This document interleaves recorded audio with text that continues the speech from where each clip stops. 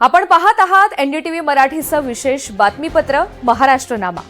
महाराष्ट्र सरकारनं सर्वसामान्यांच्या हितासाठी कोणते निर्णय घेतले, कोणत्या योजना राज्यात राबवल्या ज्यामुळे राज्याचा चेहरामोहरा बदलतोय याची माहिती आम्ही तुम्हाला या बातमीपत्रात देणार आहोत। महामानव भारतरत्न डॉक्टर बाबासाहेब आंबेडकर यांनी समतेचा संदेश दिलेल्या ऐतिहासिक चौदार तळे सत्याग्रहाच्या शताब्दी वर्षानिमित्त महाराष्ट्र शासन हे वर्ष समता आणि समरसता वर्ष म्हणून साजरं करणार असल्याची घोषणा मुख्यमंत्री देवेंद्र फडणवीस यांनी महाड इथे केली। या प्रसंगी मुख्यमंत्र्यांच्या हस्ते चौदार तळे जलशुद्धीकरण आणि परिसर सुशोभीकरण प्रकल्पाचं भूमिपूजन संपन्न झालंय। तळ्याचं पाणी सदैव निर्मळ राहील अशा पद्धतीने विकास केला जाणार आहे। क्रांती सूर्य महात्मा फुले यांचं 200वे आणि संत गाडगे महाराज यांचं 150वे जयंती वर्ष याच काळात असल्यानं सामाजिक न्यायाचा वारसा पुढे नेण्याचा संकल्प मुख्यमंत्र्यांनी यावेळी व्यक्त केला।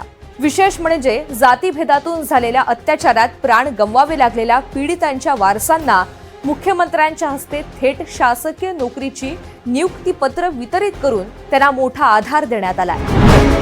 राज्यातील गेमिंग, अॅनिमेशन आणि क्रिएटर इकॉनॉमीला जागतिक स्तरावर नेण्यासाठी नवी मुंबई विमानतळाजवळ 50 एकर जागेवर अत्याधुनिक संकुल उभारण्याची घोषणा मुख्यमंत्री देवेंद्र फडणवीस यांनी केली। क्रिएटर्स आणि ब्रँड्स मधील दरी कमी करण्यासाठी राज्य शासन सक्षम इकोसिस्टम तयार करत असून Indian Institute of Creative technology अर्थात IICT द्वारे विद्यार्थ्यांना या क्षेत्रात करिअरची नवी दिशा मिळणार आहे। आपल्याकडे IICT सुरू झालं, Indian Institute of Creative Technology, आणि Indian Institute of Creative Technology हे आपलं हब आहे की जे अशा प्रकारच्या क्रिएटर्स इकॉनॉमीमध्ये जो एक ह्युमन रिसोर्स आपल्याला लागतो किंवा जे ट्रेनिंग लागतं किंवा त्याकरता जे इन्फ्रास्ट्रक्चर लागतं अशा सगळ्या गोष्टीची इकोसिस्टम ते तयार करेल।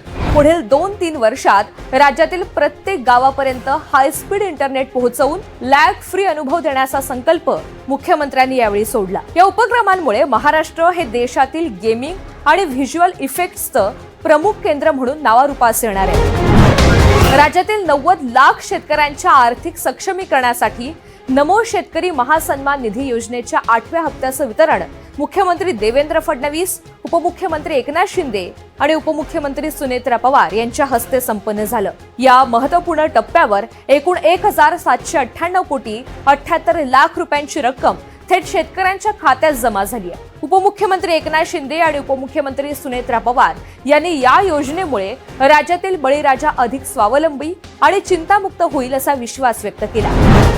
महाराष्ट्रामधील ग्रामीण भागातील प्रत्येक घराला शुद्ध पिण्याचं पाणी उपलब्ध करून देण्यासाठी मुख्यमंत्री देवेंद्र फडणवीस यांच्या प्रमुख उपस्थितीत जलजीवन मिशन 2.0 चा महत्त्वपूर्ण सामंजस्य करार संपन्न झाला। केंद्र सरकारचे जलशक्ती मंत्रालय आणि महाराष्ट्र शासन यांच्यात झालेल्या या करारानुसार डिसेंबर 2028 पर्यंत राज्यातील प्रत्येक ग्रामपंचायतीला हर घर जल प्रमाणपत्र प्राप्त करून देण्याचं उद्दिष्ट ठेवण्यात आलंय। यावेळी केंद्रीय मंत्री CR पाटील आणि पाणी पुरवठा मंत्री गुलाबराव पाटील ऑनलाईन उपस्थित होते।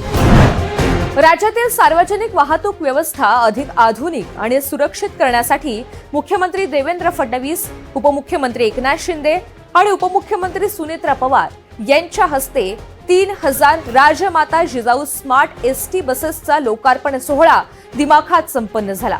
GPS यंत्रणा, CCTV कॅमेरेज आणि डिजिटल मार्ग फलक अशा अत्याधुनिक सुविधांनी सज्ज असलेल्या या बसेसमुळे प्रवाशांना सुरक्षित आणि सुखद प्रवासाचा अनुभव मिळणार आहे। हे पाऊल महाराष्ट्राच्या दळणवळण क्षेत्रात क्रांती घडवणारं ठरेल असा विश्वास मुख्यमंत्र्यांनी यावेळी व्यक्त केला।